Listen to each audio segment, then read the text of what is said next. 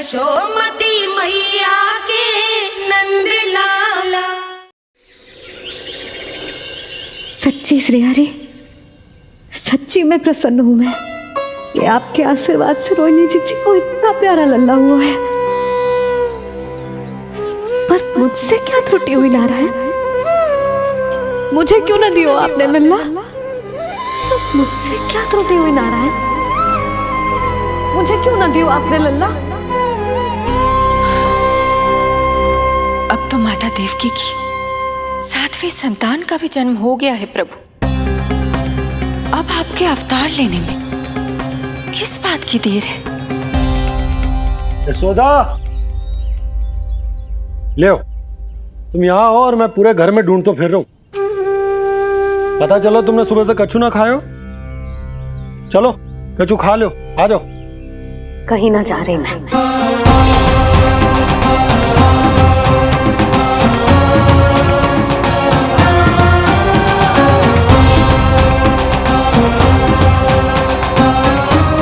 क्या हो वो?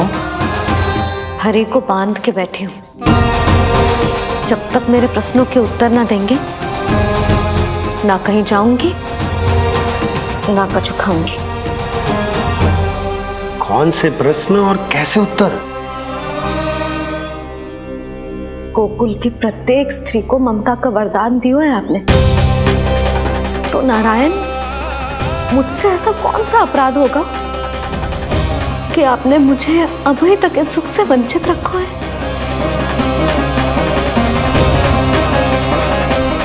आज बोलना पड़ेगा प्रभु, बताना पड़ेगा कि आपने मुझे लल्ला क्यों न दी। क्या आपको पता ना है, जैसे भगवान अपने भक्तों के बिना अधूरे होते, वैसे मैया भी संतान के बिना अधूरी होते।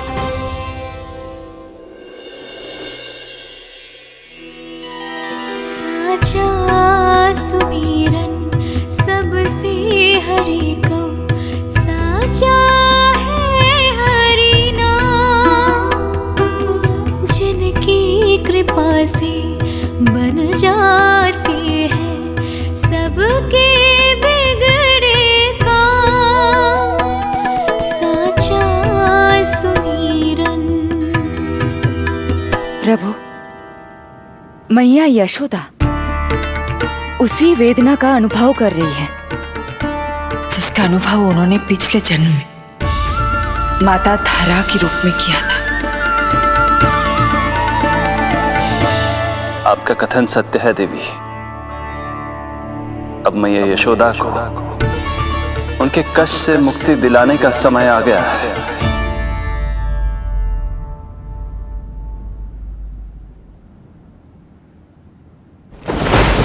उठो पूर्णा, शीघ्र ही यशोदा के यहाँ पुत्र का जन्म होगा।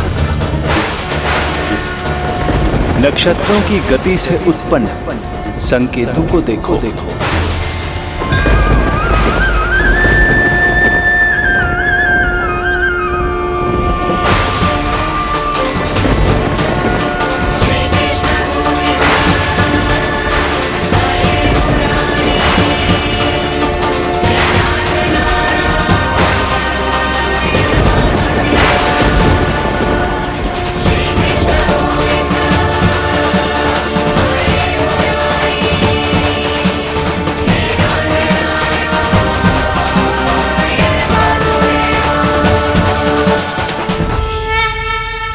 इतने विशेष कार्य के लिए इनका चुनाव। ये देवी कौन है प्रभु? ये मेरे भविष्य में होने वाले गुरु महर्षि संदीपनी की माता हैं देवी। अपने ज्ञान के कारण गोकुल वासियों की श्रद्धेय हैं। यदि मेरे आगमन की सूचना मैया यशोदा को ये देंगी तो ही मैया विश्वास करेंगी।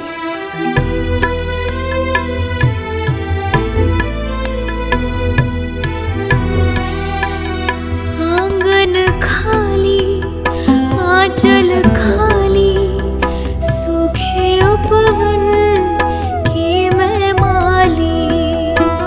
क्यों ना मेरे भाग में ललना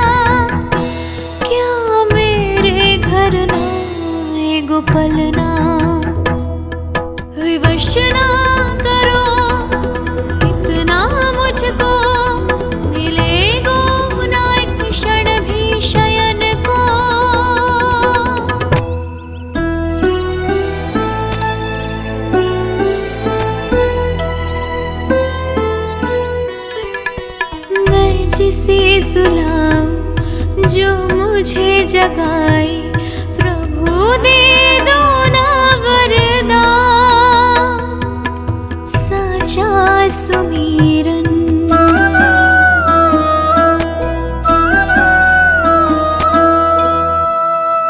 मुख पे ना मेरे जब तक ममता की मुस्कान खिलेगी, तुमको भी न तब तक भोग में तुम्हारी अति प्रिय खीर मिलेगी।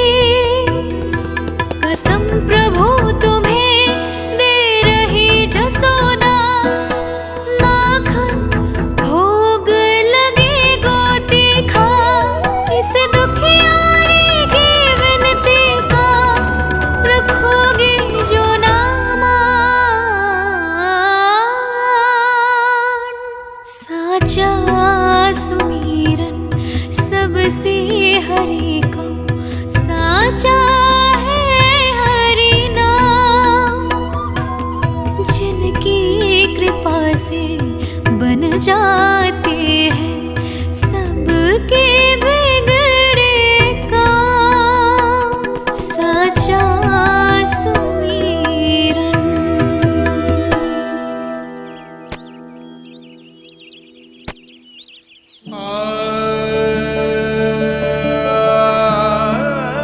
यशोदा, मैं तुम्हारी व्यथा समझ रहा हूं, पर खाना छोड़ना अच्छी बात ना है। श्री हरि तुम्हारी पुकार अवश्य सुनेंगे, भरोसा रखो। लो, कछु खा लो। भगवान से हट करना सही बात ना ही यशोदा। भूखे प्यासे रहे प्राण देने हैं क्या? यशोदा,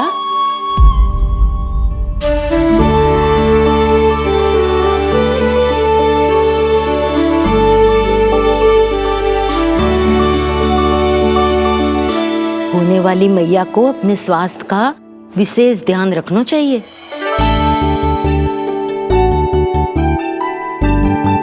खाना खा, भौचक देखती मती रहे, विश्वास कर। नक्षत्रों की गति देखी है मैंने। पूर्णा मौसी, क्या सच्ची? आप सच्ची कह रही हो ना? भाद्रपद माह की अष्टमी तिथि को रोहिणी नक्षत्र में, जब सूर्य सिंह राशि का होगा और चंद्र वृषभ राशि का, तब मध्य रात्रि तेरे लल्ला का जन्म होगा।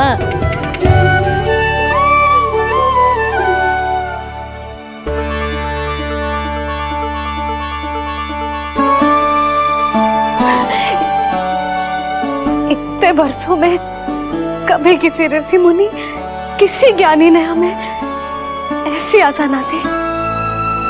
आज पहली बार हमें इतना स्पष्ट आश्वासन मिलो है। बहुत बहुत धन्यवाद आपका पूर्णा मौसी, बहुत बहुत धन्यवाद।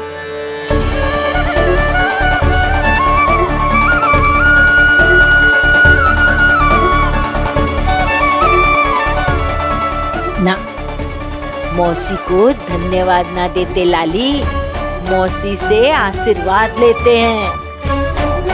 ला लड्डू ला।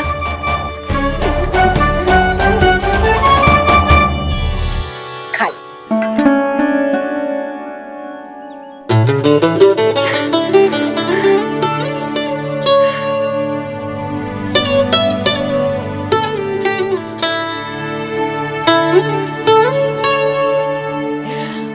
बस अब तुझे केवल उस क्षण की प्रतीक्षा करनी है। मैं मैया बनने वाली हूँ। सुना आपने? मैं मैया बनने वाली हूँ, आप बाबा बनने वाले हैं। श्री हरि ने कृपा कर दी हम पर, तुम्हारे प्रश्नों के उत्तर दे दिए नारायण ने। चलो अब शीघ्रता से भोजन कर लो। मैं जा रही हूँ रोहिणी जीजी को बताने। अरे पर भोजन पूर्णा मौसी जो कह देती है वो होके रहता है।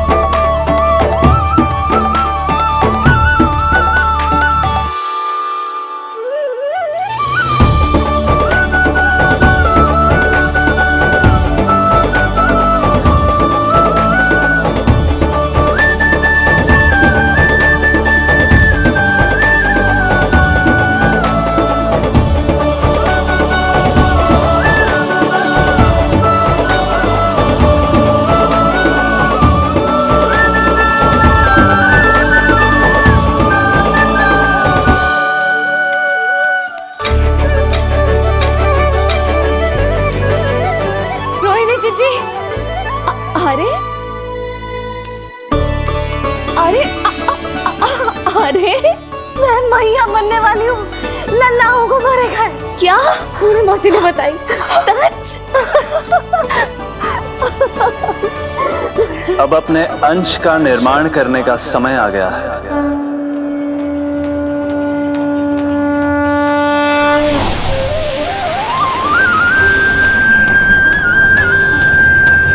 वसुदेव सुतं देवं कंसचाणूरमर्दनम्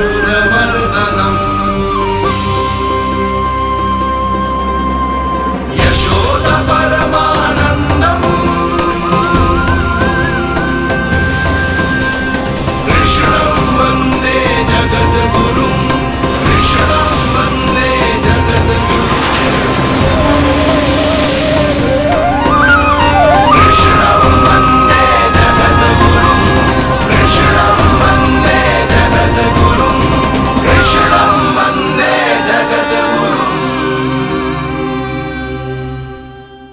कृष्ण कृष्ण कृष्ण कृष्ण कृष्ण कृष्ण कृष्ण कृष्ण।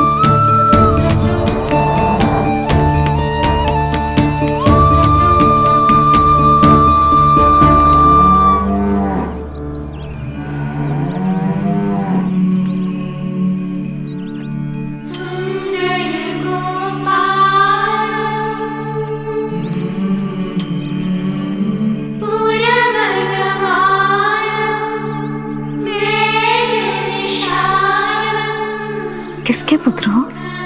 आपका।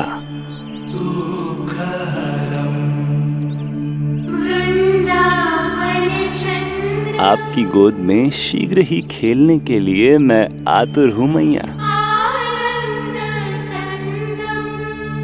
कछु विचित्र लग रहा है। कौन हो तुम? मैं हूँ श्री विष्णु का अवतार।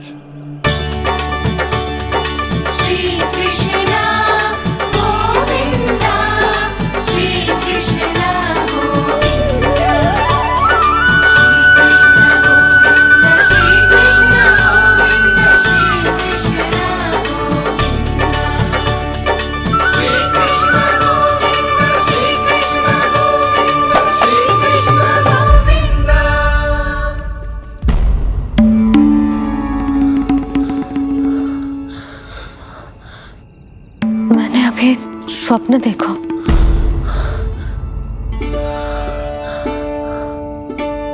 क्या वो स्वप्न वन में था?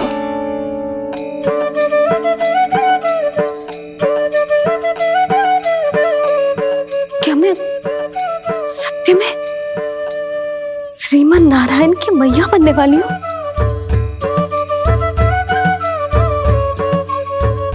यशोदा ने स्वप्न में जो देखा था, सांसारिक माया के कारण वो उस पर विश्वास करने में असमर्थ थी।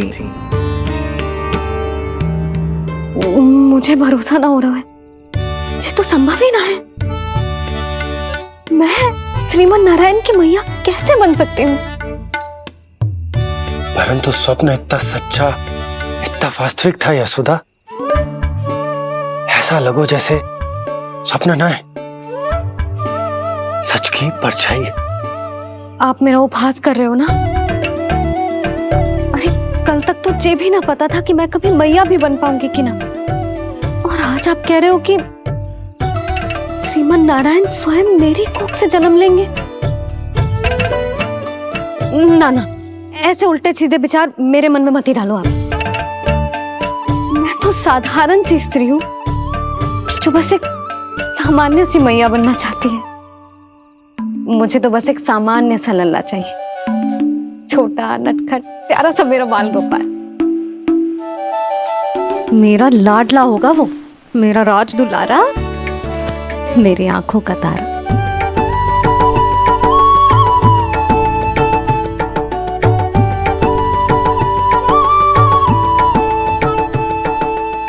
मैया यशोदा और बाबा नंद का वात्सल्य प्रेम इतना अधिक था कि उनका मन इस अद्भुत घटना पर विश्वास करने को तैयार ही नहीं था।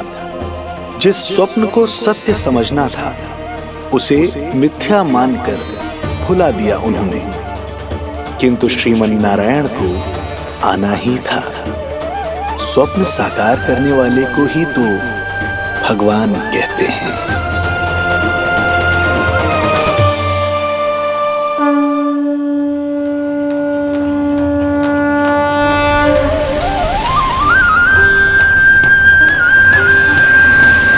वसुदेव सुतं देवं कंसचाणूरमर्दनम्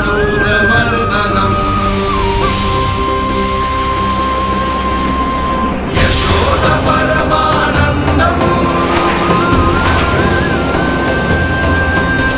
कृष्णं वन्दे जगद्गुरुं कृष्णं वन्दे जगद्गुरुम्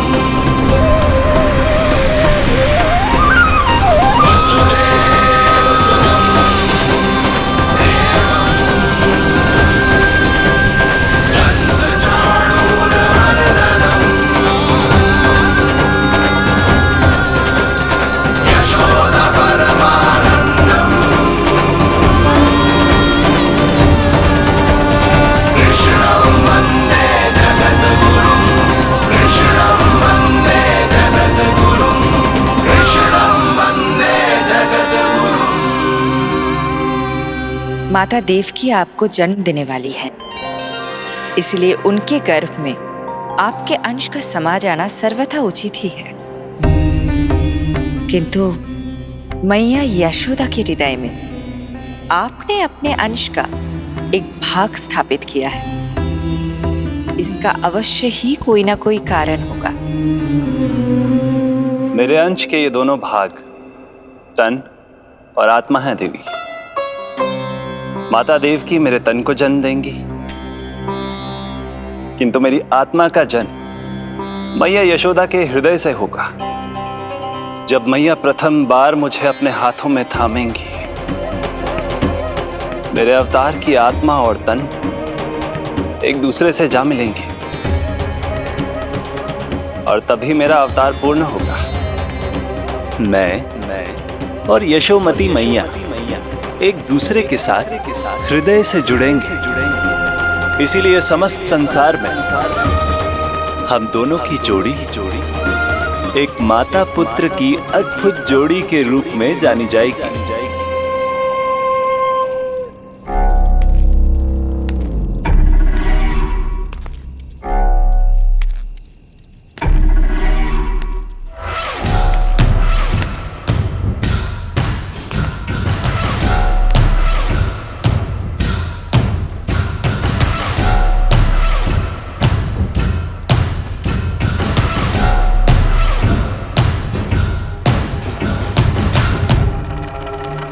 अच्छे कर्म करने वाला व्यक्ति भले ही कितनी भी विपत्तियों से क्यों ना घिरा हो, वो शांतिपूर्ण गहरी निद्रा में सो पाने में सक्षम होता है।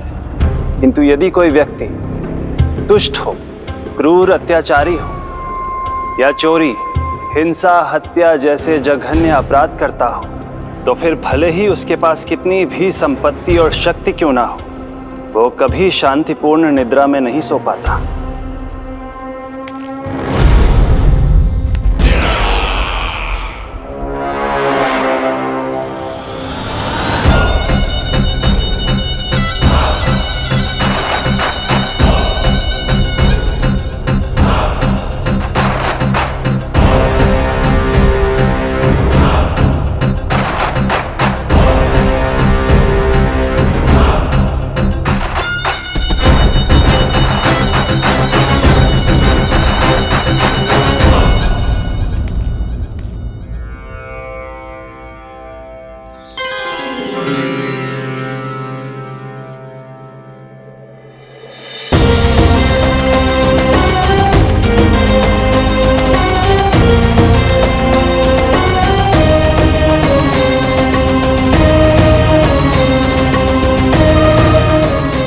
अब आप अपने अंश का निर्माण कीजिए देवी, ताकि जब मैं माता देवकी के 8वें पुत्र के रूप में अवतार लूं, तो आप भी मैया यशोदा की पुत्री के रूप में जन्म ले पाए।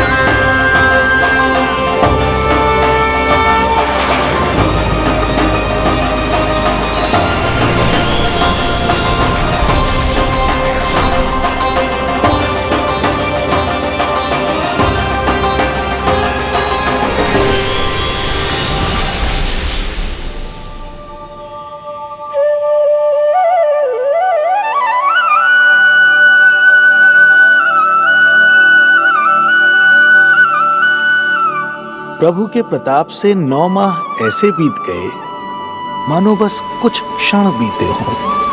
देखते ही देखते वो शुभ घड़ी, मैया यशोदा के लल्ला के जन्म की घड़ी आ गई।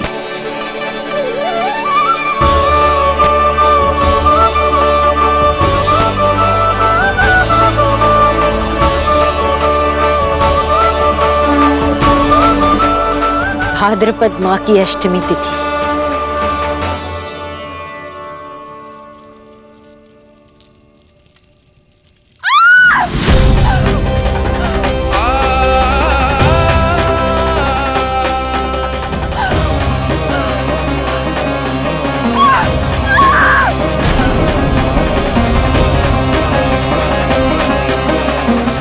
स्वामी, लगता है प्रसव पीड़ा आरंभ हो गई है।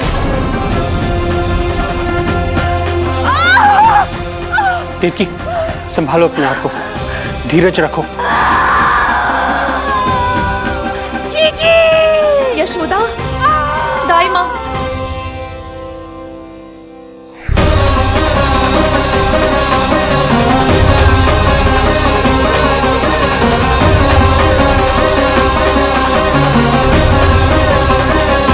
रोहिणी नक्षत्र, रोहिणी नक्षत्र।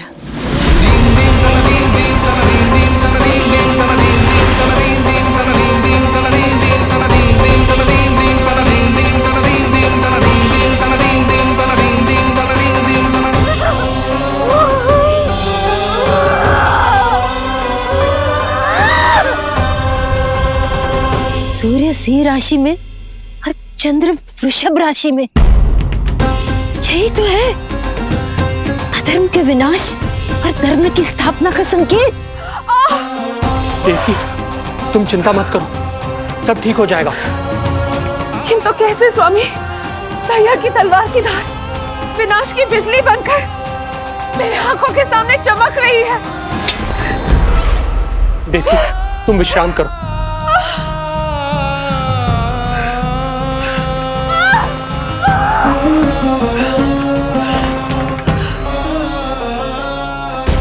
दुर्जन, जाओ फिर से देखो, मुझे पल पल का समाचार चाहिए।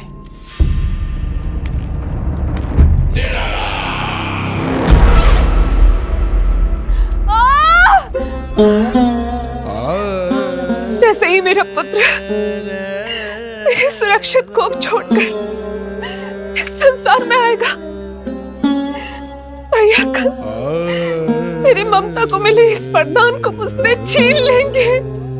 चिंता मत करो देवकी, ये हमारा 8वां पुत्र है। यदि हमारे जीवन में कंस के दिए दुखों की धूप है, तो श्री हरि की भक्ति की छाया भी है। आकाशवाणी का स्मरण करो। आप स्मरण कीजिए। कितनी क्रूरता से भैया ने हमारी सभी संतानों का जीवन प्रारंभ होने से पहले उनको नष्ट कर दिया। मुझे भय लग रहा है कहीं मैं इसे भी ना खो दूं।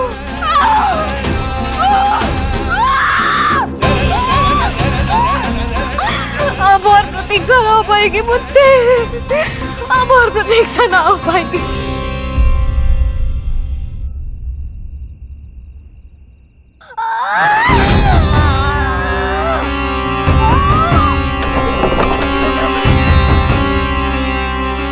हम यशोदा को खो देंगे नंद भैया। यदि संतान का जन्म शीघ्र ही नहीं हुआ तो वो अत्यधिक पीड़ा में है। वैद्य जी ने जो प्रसव की घड़ी बताई थी वो भी कब की बीत चुकी है। भाभी, आप दाई माँ से कहियो कि मेरी पत्नी और संतान को बचाने की हर संभव चेष्टा करें। मैं यही प्रार्थना नारायण से करने मंदिर जा रहा हूं।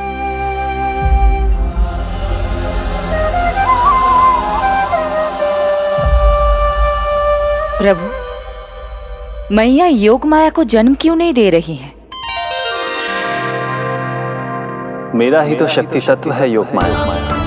वो तभी जन्म ले सकती है जब मेरे 8वें अवतार श्री कृष्ण का जन्म होगा। तो प्रभु, अब आपको किस बात की प्रतीक्षा है? जब निश्चित प्रहर का अंत होगा और शून्य काल का प्रारंभ, तभी तो होगा जयंती योग, लल्ला के जन्म का योग। बस अब कुछ ही क्षण और।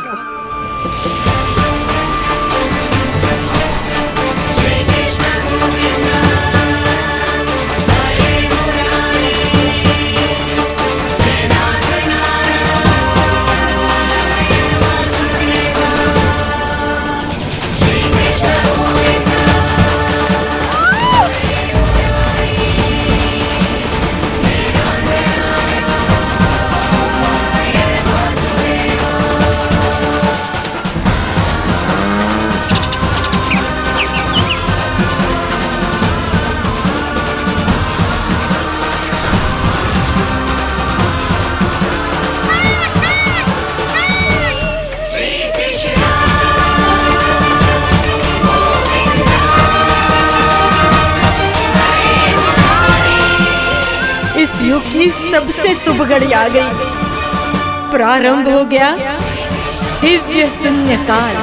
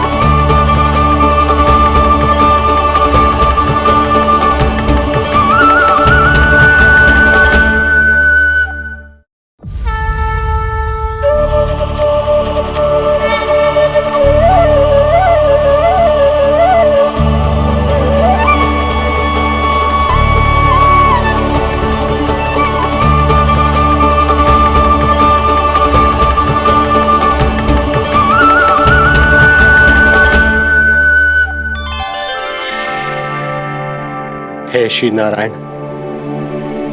हम परम सौभाग्यशाली हैं। हमारे पुत्र के रूप में आप स्वयं पधारे हैं। यदि मैं कारागार से बाहर होता तो ब्राह्मणों को 10 सहस्त्र गायों का दान करता, किंतु प्रभु मैं बंधन में हूं। प्रभु, कंस को जैसे ही आपके आगमन का समाचार ज्ञात होगा, आपके प्राण हरने वो तुरंत अपनी नग्न तलवार लहराते हुए चला आएगा। हे दीनदयाल, आप तो भक्तों के भय का नाश करने वाले हैं, परंतु प्रत्येक क्षण मेरा भय और भी बढ़ता जा रहा है। मेरे क्रूर भाई ने निरंतर मेरी ममता की हत्या की है। तो अब और नहीं प्रभु, आप कोई ऐसी लीला दिखाई ताकि उस पापी को आपके जन्म के विषय में पता ही ना चल पाए। आपके इस अलौकिक चतुर्भुज रूप का समाचार उनके क्रोध की ज्वाला को और भड़का देगा और वो आपका वध करने के लिए सेना सहित यहां आ जाएंगे। इसीलिए हे जगदीश, आप सामान्य बालक के रूप में प्रकट हो जाइए ताकि मैं आपको छुपाने की चेष्टा कर सकूं। या मैं कंस को यह विश्वास दिलाने का प्रयास कर सकूं कि उन्हें आपसे कोई संकट नहीं। दया कीजिए भगवान।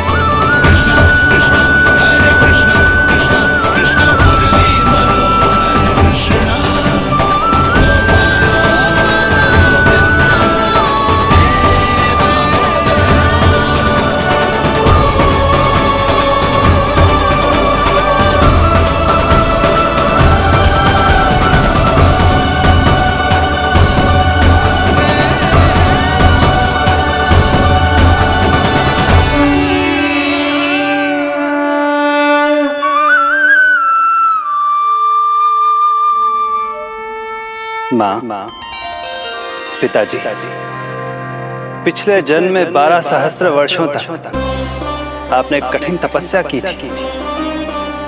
मूसलाधार वर्षा, घनघोर आंधी, चिलचिलाती हुई धूप और अस्थियां जमा देने वाली ठंड, सभी कष्ट सहे थे आपने,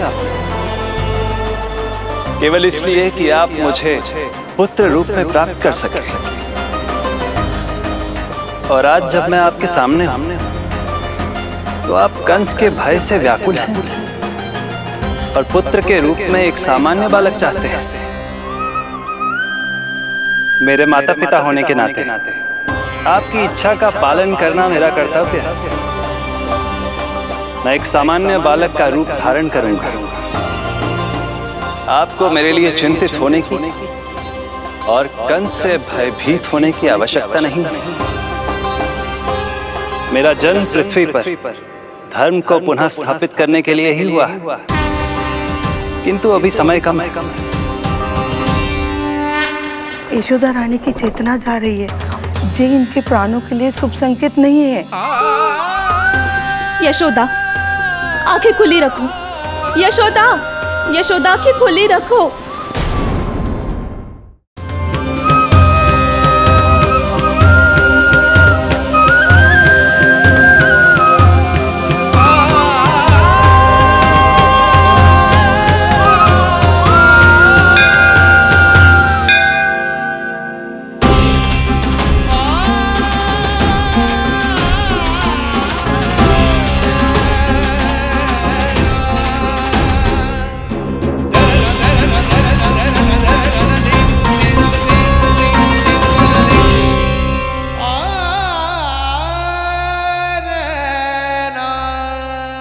पिताजी, इससे पहले कि कंस यहाँ आए, आप मुझे लेकर यमुना पार चले जाइए।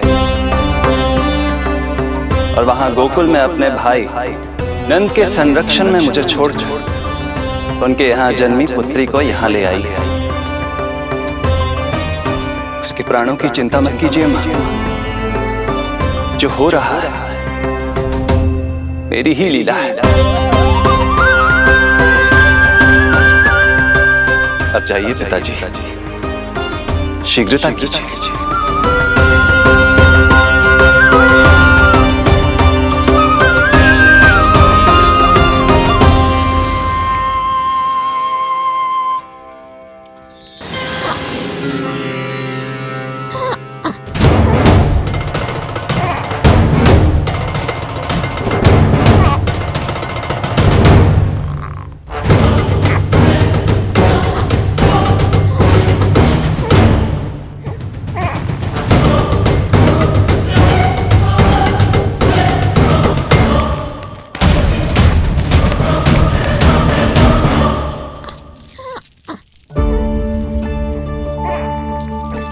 प्रभु, प्रभु क्या करना है ये तो आपने बता दिया, किंतु कैसे करना है ये नहीं बताया। पेड़ियों में जकड़ा हुआ हूं, कारागार से बाहर कैसे जाऊंगा? यशोदा, बस थोड़ी देर और धैर्य रखो। अब और प्रतीक्षा ना हो पाएगी मुझसे, अब और प्रतीक्षा ना हो पाएगी। अब और अधिक प्रतीक्षा आपको करनी भी नहीं पड़ेगी मैया।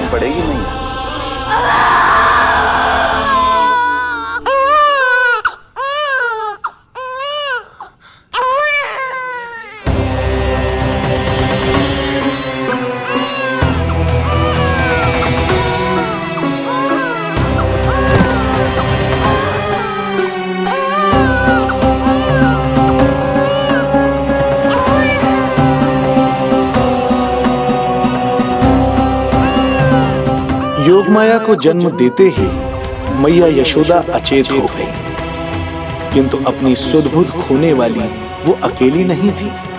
इससे पहले कि कोई नन्ही योगमाया को दृष्टि भर कर देख पाता, संपूर्ण गोकुल उनकी किलकारियों के प्रभाव से गहरी निद्रा में सो गया। योग माया को जन्म दे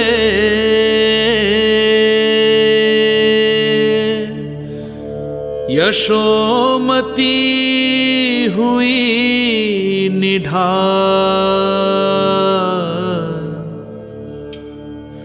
कोख जनी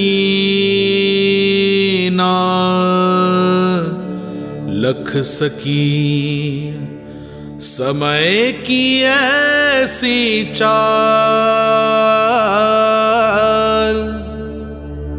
समय की ऐसी चाल।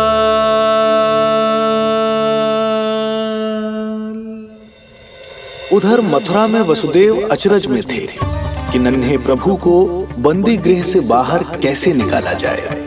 अब केवल श्री विष्णु की माया ही इनकी सहायता कर सकती थी। प्रभु की आज्ञा का पालन कैसे संभव होगा? संपूर्ण कारागार पहरेदारों से भरा पड़ा है।